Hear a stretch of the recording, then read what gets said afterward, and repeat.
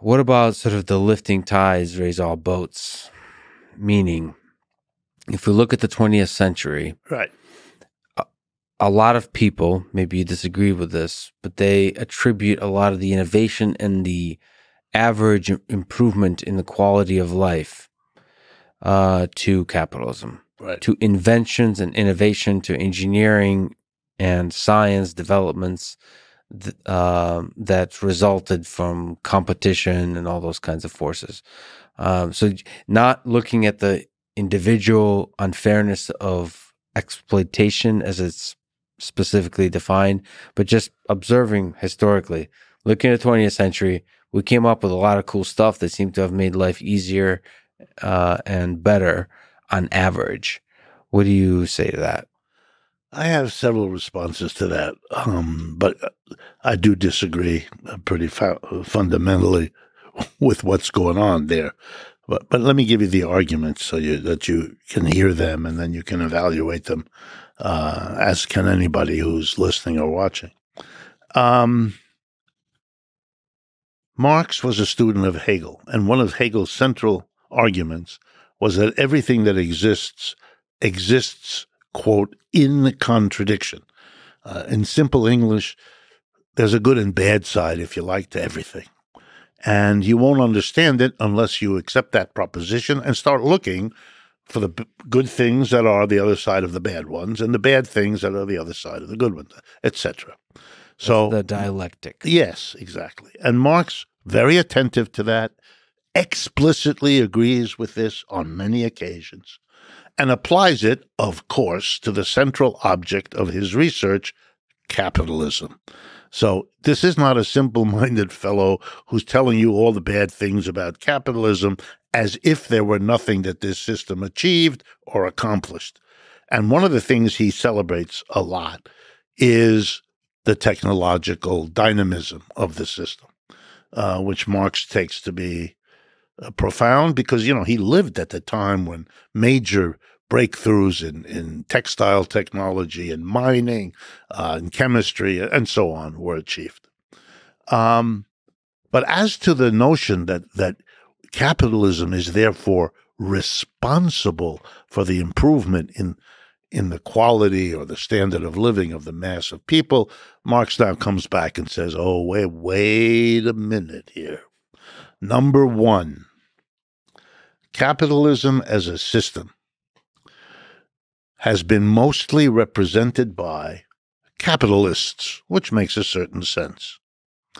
And those capitalists, with very few exceptions, some, but very few, have fought against every effort to improve the lives of the mass of people. The goal of a capitalist is to minimize labor costs. What that means is replace a worker with a machine, move the production from expensive U.S. to cheap China, bring in desperate immigrants from other parts of the world because they will work for less money than the folks that you have here at home. Every measure to help the standard of living of American workers had to be fought for decades over the opposition of capitalists from the beginning to right now. The reason we have a minimum wage, which was passed middle of the 1930s, when it was proposed, it was blocked by capitalists. They got together. They don't want. And today, just a factoid for you. The last time the minimum wage was raised in the United States, federal minimum wage, was in 2009, when it was set at the lofty sum of $7.25 an hour, which you cannot live on. Over the last 12 years or so, whatever it is now, 11, 12, 13 years since then, we have had an increase in the price level in this country every year. And in the last year, 8.5%. During that time that the prices went up, the minimum wage was never raised. What? This is a time of stock market boom, of growing inequality. This is the nerve of the defender of capitalists, who wants now to get credit for the improvement in the standard of life of the workers that was fought by every generation. You know, it takes your breath away. It's an argument. Whoa. But I take my hat off if I had one, because that is one of the only ways to justify this system. Long ago, now let me get at the heart of it. Long ago, capitalism could have overcome hunger, could have overcome disease, could have, way beyond what we have now. But it didn't. Yeah. And that's the worst moral condemnation imaginable. How do you justify that when you could, you didn't? Look, let me get at it another way, because this may interest you anyway. The issue is not that capitalism isn't technologically dynamic. It is. And along the way, it has developed things that have helped people's lives get better. No question. But the notion that the mass enjoyment of a rising standard of living is somehow built into capitalism is factually nuts and is such an outrageous, and I can give you, because you do math, you'll understand it. Think of it this way. Imagine a production process in which you have $100 that the capitalist has to lay out for tools, equipment, and raw materials, and $100 that he has to lay out for workers, hire the workers. And he puts them all together, and he has an output. And let's say the output is 100 units of something, or whatever the price is, and that's his revenue. And when he takes his product and sells it and gets the revenue, let's say the revenue is, it doesn't really matter, it's 120, for lack of a better word. And he 220, sorry. And he takes 100 of it and replaces the tools, equipment, and raw materials he used up, another 100 to hire the workers for the next shift, and the other 20 is his profit, and he puts that aside. Now along comes a technological breakthrough, a new machine. And the new machine is so effective, you can get the same number of units of output with half the workers. So you don't need to spend 100 on workers. You only need to spend 50. You can do it with half the workers. And so the capitalist goes to the workers. By the way, this happens every day. And he says to half of them, you're fired. Don't come back Monday morning. I don't need you. It's nothing personal. It's just, I got a machine. Why does he do that? Because the 50 he now no longer has to spend on labor, because he doesn't need half of them, he keeps. Everything else is the same. The machine, everything else is this, just to make the math easy. So he keeps as his own profit the 50 that before he paid for those workers. Yeah. Right? Because when he sells it for 220, that 50 he doesn't have to give to the next job because he has a new machine. So that's what he does. The technology leads. He's happy. He's become more profitable. He's got an extra 50, which is why he buys the machine. The workers are screwed. Half of them just lost their job, have to go home to their husband and wife, tell them I don't have a job anymore. I didn't do anything wrong. The guy was nice enough to say there was nothing wrong with me, but he doesn't need it. So I'm completely screwed here. I don't know what I'm going to do about the debts we have, the house on mortgage, my children's education, or whatever else he's got going for himself. All right, now the point. There was, of course, an alternative path. The alternative path would have been to keep all the workers, pay them exactly the same that you did before for half a day's work. You would have got the same output, same revenue, same profit as before.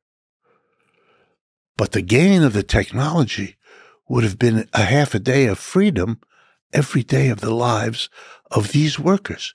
The majority of workers would have been really helped by this technology. But instead they were screwed so that one guy, the employer, could make a big bundle of more money. You want to support a system like this? Well, to go back to Hegel, yes, the good and the bad. Yes. So you just listed the bad, and you also first listed the good, the technological innovation of this kind of system. The question is the alternative, whatever, as we try to sneak up to ideas of what the alternative might look like, Right. what are the good and the bad of the alternative? So you just kind of, as a opposite, by contrast, showed that, well, a nice alternative is you work less, get paid the same, you have more leisure time, Right. Opportunity to pursue other interests, the creative interests, right. family, right. flourish as a human being, basically strengthen and embolden the basic humanity that's right. under all of us. Yes, but then what cost does that have on the deadline-fueled, competition-fueled machine of technological innovation that is the positive side of capitalism? Slows it down. It slows it down. And the question is, which is more important for the flourishing of humanity? I agree with that. And I'd love there to be a democratic mechanism. So let's discuss it. Let's debate it. And then let's decide what mixture, because it's not either or. Mm-hmm. The math problem I gave you is either or. We could mix it. You could have a third less of a working day instead of a half less, and then the other part would be extra profit for our employer, et cetera, et cetera. So let's have a democratic discussion of what is the mix between the positive and we have no such thing. Yeah. All of this is decided by one side in this debate, which not only we know what they do. They always choose the one that maximizes their profit because that's what they were told to do in business school where I've taught, right? So not only is it an undemocratic decision, but it's lopsided to boot. So we don't have the opportunity. But I would love for us to be good Hegelian Marxists and say, let's take a look at the plus and the minus and make the best decision that we can. We'll make mistakes, but we'll all make them together. It won't be one of us making a dictatorial decision. You know, Marx developed the notion of the dictatorship of the proletariat, not as a notion of how government not Marx, Lenin did that.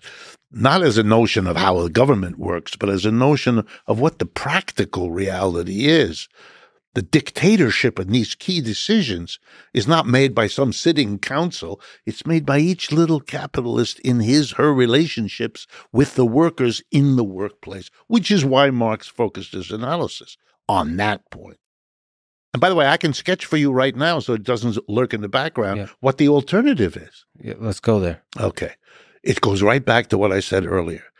The workers themselves, the collection of employees together appropriate their own surplus and decide democratically what to do with it, which includes the decision of whether or not to buy a machine and whether or not to use the machine and the savings it might allow to be handled by more leisure for themselves or as a fund for new developments in technology or new products or whatever they want.